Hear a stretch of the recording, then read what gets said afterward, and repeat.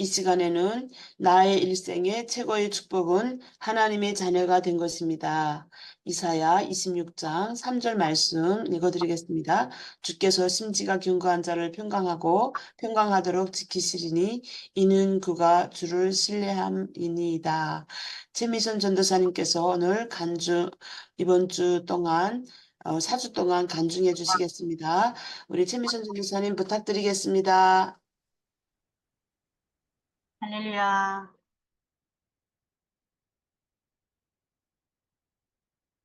안녕하세요. 저는 달북민 최미순 전도사입니다. 지금은 안산 농산교회 출석하고 있고요. 2012년 8월에 입국했습니다. 잘 들리시죠? 네, 네, 잘 들립니다. 네. 우선 간증하기 전에 잠깐 기도하겠습니다. 하나님 감사합니다. 오늘도 주님 저를 잊지 않으시고 이 영광의 자리에 오기까지 하나님 주님 저를 축복하고 감사합니다. 그 자리에서 그 마무리 땅에서 건전해서 또 많은 시련과 고난 끝에 주님을 영접하게 하시고 또 주님 앞에 바로 설 수 있는 귀한 사명자로 불러주심을 감사합니다. 오늘 제가 정말 작은 자가 주님 앞에 감히 서서 주님 귀한 간증을 하게 됩니다. 오직 저의 간증이 저의 자랑이 아니라 저의 의가 드러나지 않게 하여 주시고 하나님 의만 드러날 수 있는 이 시간이 될 수 있도록 하나님 축복하여 주시옵소서. 감사합니다. 예수님 이름으로 기도드립니다. 네. 저희 제목과 같이 나의 일생에서 최고의 축복은 하나님의 자녀가 된 것입니다 하는 저는 이런 말을 자주 합니다. 그래서 제가 하나님을 믿기 전에 북한에서의 삶 자체가 정말 절망적이었어요. 하나님이 없는 그 땅, 하나님이 없는, 하나님 내 마음속, 그 사람 마음속에 하나님이 없는 사람이, 그 백성의 그 삶이 어떻다는 것은 우리가 다 겪어봐서 알고 지내봐서 압니다. 체험을 통해서 알거든요. 근데 그 땅에서 태어났지만 정말 어려서부터 엄마가 없이 세상을 홀로 어, 부모 중에 아버지보다 엄마가 자녀한테는 제일 중요한 존재라고 생각합니다. 근데 그 엄마를 어릴 적에 덜 되는 달에 저는 엄마를 잃고 친할머니 손에서 이 집 저 집 다니며 달려다니며 자랐습니다. 그런 과정에서 많은 서름과 고통, 눈칫밥도 많이 먹고 그랬습니다. 그런데 하나님께서 어, 왜 저는 지금도 그렇게 생각을 합니다.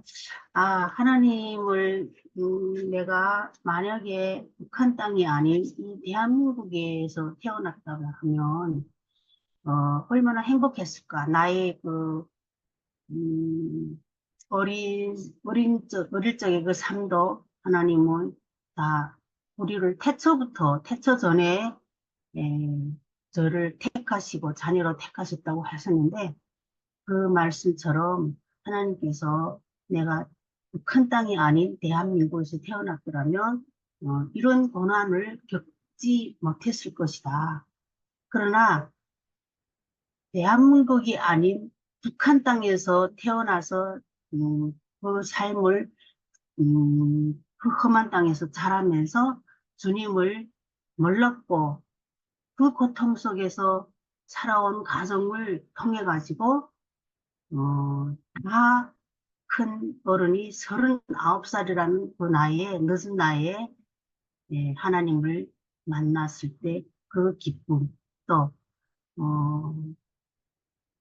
왜 우리 북한을 그렇게 놓고 기도를 하게 하실까 하는 그런 마음을 그런 생각을 돌아볼 때, 하나님이 북한에서 나를 태어나게 하신 것이 너무 큰 축복이었구나 하는 것을 깨닫게 되었습니다. 예. 통일의 또 다른 표현은 화해일 것입니다. 화해는 과거의 고통과 애통함에 대한 치유를 포함합니다. 그래서 예수님을 만났던 사람들은 예수님이 주시는 치유를 통해 하나님의 은혜와 하나님과의 화해를 경험했습니다. 남과 북에도 이런 화해가 필요합니다. 남과 북이 함께 하려면 각각의 고통이 치유되어야 한다고 생각합니다. 고통을 치유받는 사람들이 모이고 만날 때 복이 있습니다. 고통을 치유하시는 하나님이 그들 가운데 계시기 때문입니다. 잘못을 용서받고 잘못을 묻어두심 받는 자는 복이 있다는 말처럼 고통을 치유받는 사람들과 함께 함이 행복입니다. 화해를 위해 가장 필요한 것이 무엇일까요? 그것은 이해입니다. 왜 이해가 우선되어야 할까요? 많은 사람이 고통의 기억을 가지고 있는데 이 기억은 감염된 상처와 같아서 자연적으로는 치유되지 않는다는 겁니다. 뭉쳐진 고통의 기억은 옥밀려 있는 것일 뿐 결코 사라진 것이 아닙니다. 그러니 진짜 화해를 위해서는 기억에 대한 치유가 필요한 것입니다. 탈북민들은 북한이란 거대한 감옥에서 태어났지만 하나님이 은혜를 경험한 사람들입니다. 오늘은 그 간증을 나누려고 합니다. 간증을 준비하면서 잘 먹고 잘 사는 대한민국이 불러주신 은혜를 생각하게 되고 지금도 아픔과 고통 속에 신음하는 북한과 열방을 위해서 기도하게 하시고 십자가 복음을 주셔서 다시 한번 감사했습니다. 하지만 때로는 저희 안에 자아를 내려놓지 못하고 아직도 불편한 지체들을 보면 눈인사 한 번 먼저 건네지 못하며 인내하지 못하고 성격을 드러내기도 했으니 생각해 보겠습니다. 기도하며 사모하기는 아직도 제2 고통에 사로잡혀 있는 우리 마음이 하나님의 은혜와 예수 사랑으로 다시 살아나는 기적이 있기를 원합니다. 예, 그래서 저는 북한의 작은 도시 함경북도 청진시에서 삼남 이녀 막내딸로 태어났습니다. 저의 어머니는 저를 낳고 돌이 되어 오는 그 달에 병으로 돌아가셨습니다. 어머니가 돌아가신 후 우리 5 형제는 뿔뿔이 흩어져 남이 집에 입양되었습니다. 저도 남이 집에 입양되었다가 친할머니가 데려다가 9살까지 키웠습니다. 어린 나이에 부모를 잃고 일찍이 남편을 만나 결혼을 하였지만 결혼 생활은 행복하지 못하였습니다. 저희 형제들과 부모님 반대로 결혼을 했지만 남편이 습관적인 외도와 폭력으로 신혼 초기부터 매일같이 공포 속에 살아야 했습니다. 남편은 가족이 없는 저를 업신 여겼고 묻는 말에 대답하면 대꾸한다고 때리고 대답 안 하면 무시한다고 때렸습니다. 90년도 중반 기아와 질병, 적잖은 어려움이 북한을 찾아왔습니다. 극심한 식량난으로 사람들이 굶어 죽고 직장보다는 시장에서 하루벌이로 간간히 생계를 이어갔습니다. 북한 주민은 노동당이 아니라 장마당이 살려내고 있었습니다. 저도 98년부터 중국 국경을 넘나들며 장사를 시작했습니다. 99년 9월에 중국에 건너갔다가 공안에 또 체포되었습니다. 공안이 저를 29살 된 박철이라는 조선족 남자에게 또 팔았습니다. 저를 다른 곳으로 팔려는 그 남자에게 한 달 동안 넘도록 이곳저곳 그 남자는 저를 끌고 다녔습니다. 한 달 동안 혼자 사는 남자 집을 빌려서 그에 가다 놓고 낮에는 저를 팔려고 끌고 다녔고 밤이면 저를 지키라고 둔 남자 4명에게 성폭행을 당했습니다. 당시 제 나이 39살이었습니다. 시집 가려고 중국에 온 것이 아니라 돈을 벌어 북한의 아이들을 먹여 살리는 게 목적이었습니다. 나이 어린 남자들이 위협과 치욕에 대항해 싸워낼 힘이 전혀 없었습니다. 정말 그때는 죽고 싶었습니다. 도망간 기회를 보았지만 소용이 없었습니다. 매일 저는 밥 대신 눈물만 삼키며 보냈습니다. 그들이 손에서 빠르게 빠져나갈 방법은 어디로든 빨리 가는 것이라 생각했습니다. 남의 집에 가정 보러 그래서 가겠다고 했더니 12월 중순에 저를 할머니 사는 중국 남자에게 팔았습니다. 그 집에서 6개월 살다가 도주하여서 시골에서 시내로 밤낮을 걸어 기차역에 도착했습니다. 할빈역에서 3일 동안 굶고 있었으나 중국말 모르니 조선말을 하는 사람을 열심히 찾았습니다. 그러다 문득 한국에서 오는 사람들은 다 선교사이고 교회 다니는 사람이라는 말을 들은 기억이 났습니다. 한국 사람을 만나 도움을 요청하면 도와준다는 말을 들은 기억이 나서 한국 여관이라는 곳을 찾아보기로 했습니다. 한 조선족 아주머니가 도움을 주셨습니다. 그분이 도움으로 할빈시 고향부에 있는 조선족 교회로 가게 됐고 거기에서 예수님을 만나게 되었습니다.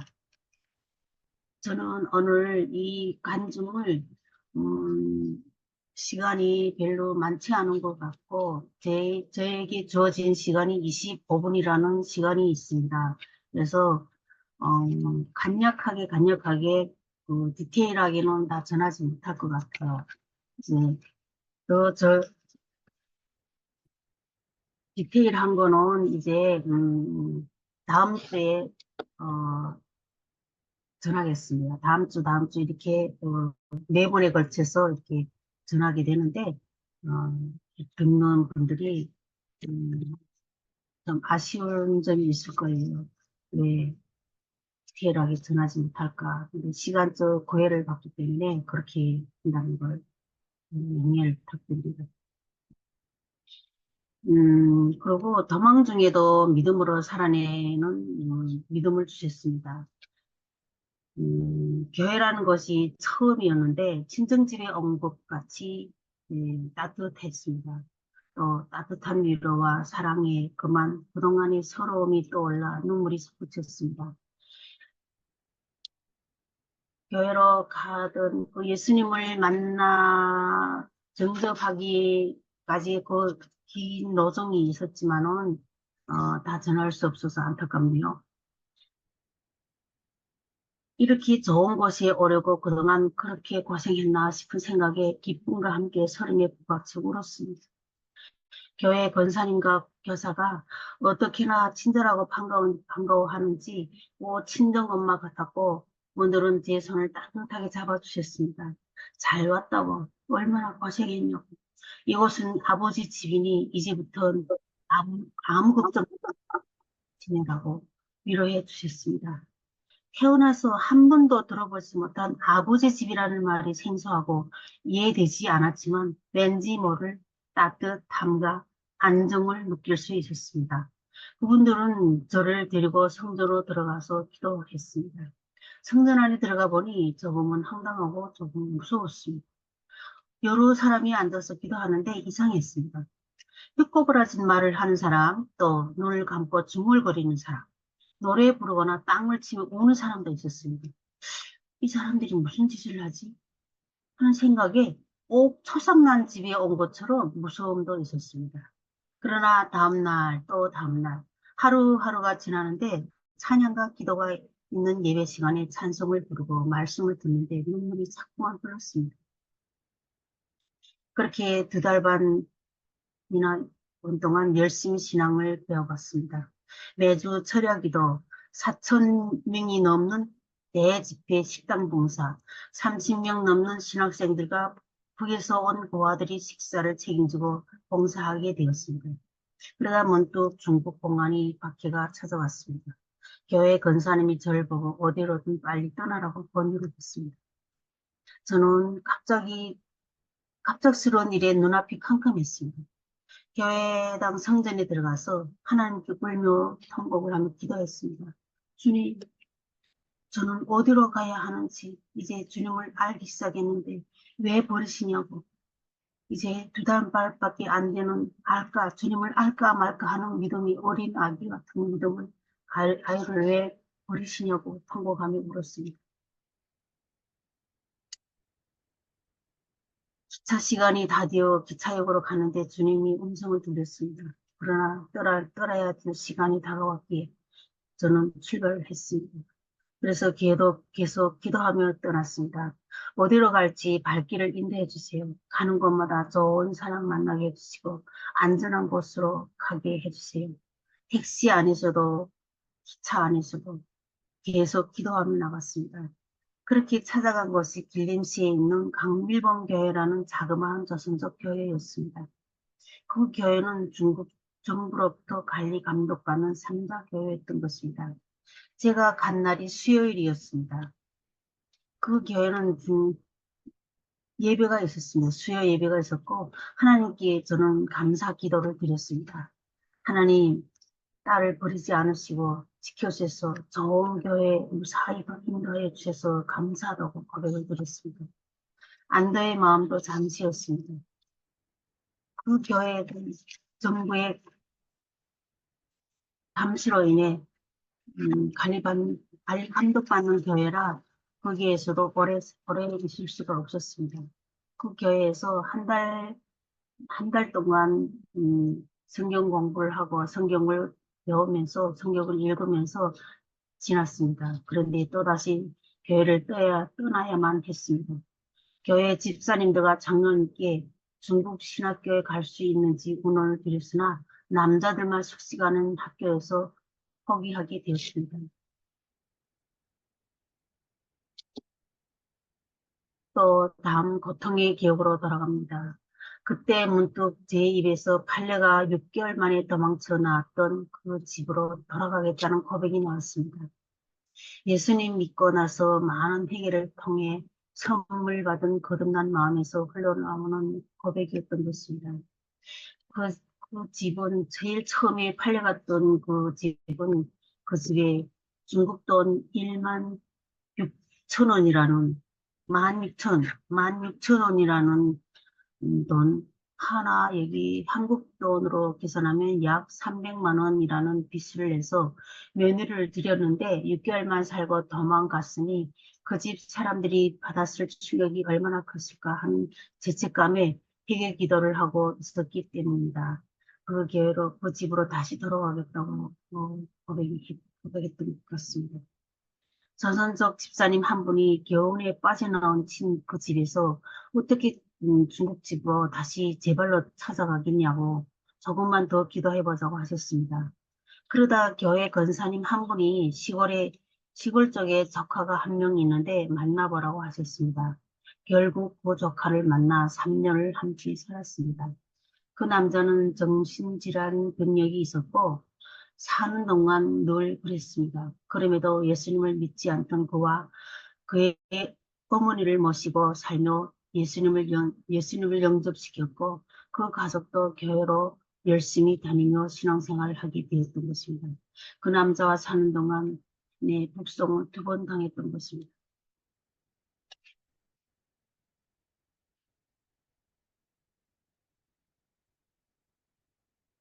또 감옥에서도 예수님을 전하게 하셨습니다. 하나님은.